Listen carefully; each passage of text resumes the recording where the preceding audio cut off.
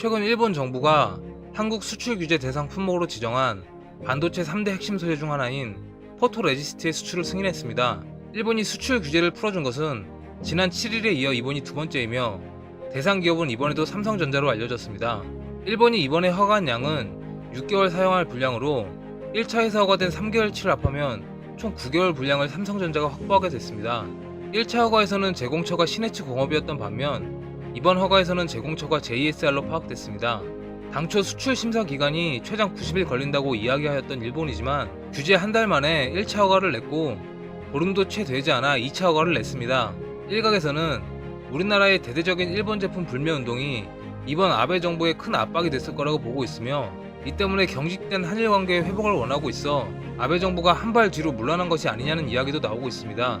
하지만 국내 대부분의 여론은 수출 규제를 완전히 철회하지 않는 이상 소재 공급의 불확실성은 여전히 존재하며 이번 허가 또한 정상적인 수출 허가가 진행되고 있다는 것을 강조하기 위해 명분을 만드는 것뿐이라는 의견이 지배적입니다.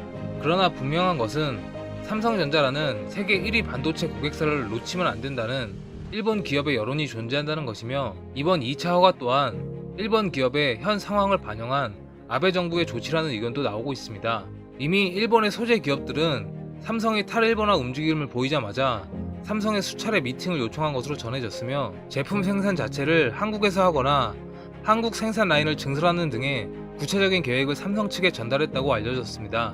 게다가 삼성전자가 소재 국산화에 일본산 소재뿐만 아닌 원재료 자체도 일본산을 배제한다는 원칙을 내세우자 원재료를 일본이 아닌 제3국에서 들여와 한국에서 가공해 납품하겠다는 의사를 밝힌 업체들도 있는 것으로 알려졌습니다. 또한 한국 공장의 소재 재고량을 대폭 늘렸으며 일부 업체는 최대 2년치 재고분을 한국에 보내 보관하고 있는 것으로도 전해졌습니다. 한 반도체 업체 관계자는 이들 소재 업체들은 삼성전자와 SK 하이닉스 등의 최대 2년간 소재를 안정적으로 공급할 수 있다는 점을 내세워 영업망을 유지하려고 애쓰고 있다고 이야기하기도 했습니다. 국내의 한 언론사 인터뷰에서 반도체 전문가가 이런 말을 합니다. 일본이 수출 규제한 핵심 소재는 공급자 우위 시장이기 때문에 일본 기업은 얼마든지 미국, 일본, 대만의 반도체 회사의 제품을 판매할 수 있다. 물론 한국이 막혀도 일본 기업이 소재를 판매할 수 있는 곳은 세계 시장에 넘쳐나는 것이 사실입니다. 하지만 반도체 소재처럼 기업 간의 거래에서는 단순히 팔고 못 팔고의 문제만이 기업의 존망을 좌우하지 않습니다. 일본의 한 경제지 기사에 이 부분에 대한 내용이 잘 나와 있습니다.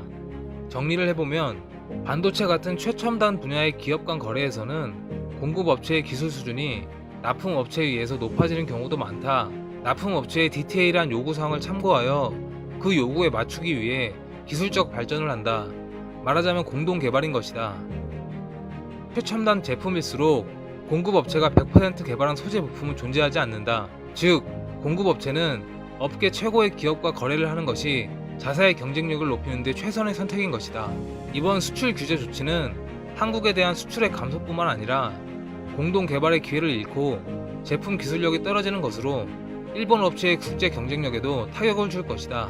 한마디로 삼성과 떨어지는 것은 일본의 소재 기업들에게는 최악의 결과를 가져올 수 있다는 뜻입니다. 이뿐만이 아닌 다른 영상에서 언급했었던 글로벌 가치사슬 또한 무시할 수 없는 부분입니다. 일본 기업도 이러한 사실을 정확히 알고 있기 때문에 현재 삼성과의 관계를 이어나가려는 움직임을 보이는 것입니다.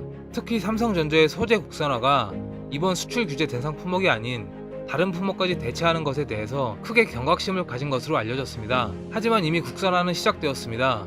소재 공급에 대한 불확실성을 인지한 순간부터 국산화는 돌이킬 수 없게 됐습니다. 일본이 앞으로 어떠한 행보를 보이든 간에 탈일본화는 진행될 것입니다.